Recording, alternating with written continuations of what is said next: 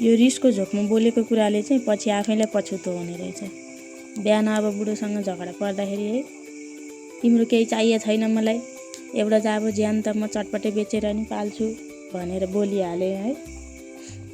अब भन्न त भनिहालेँ। अब यो चटपटे आजकल एकदम ट्रेन्डमा पनि छ, गिलो चटपटे। अहिलेसम्म ट्राई नि गरेको थिएन, एकचोटि ट्राई पनि गरेर हेर्छु। आजैबाट देखाउँछु आफ्नो ट्यालेन्ट। साह्रै हेपे बुढाले मलाई भन्ने मना परेर है बनाइहाल्छु नि त भनेर बनाउनु थालेको। सबै थोक हालेँ मैले यो चटपटेलाई, हाल्न बाँकी भनेको केही छैन। तर यो चटपटे बनिसक्दा चाहिँ खोइ के नपुग्या जस्तो लागेर यति बेलासम्म त ठिकै छ। पछि चाहिँ लास्टमा अलि आफैलाई पनि त्यस्तै लाग्यो। बिहान त झुकुङ्गा नै भनेर बोलिहालेँ। अहिले अब कुन मुखले फेरि माफी माग्ने हो है।